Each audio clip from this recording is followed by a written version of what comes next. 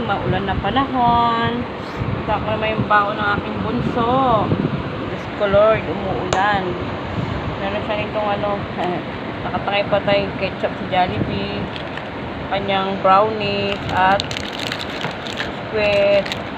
Siyang araw-araw yung kanyang Yakult, yung kanyang baon. Ay, ayan, maulan. Meron din siyang water. Yan. Ay, mali.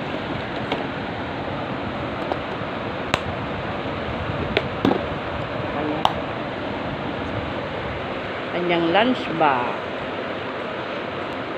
Kain po tayo. Kain baon na aking bebe. Yan, nag-break. Kumakain pa siya, oh. Kumakain habang nagro-roblox ang aking bunso.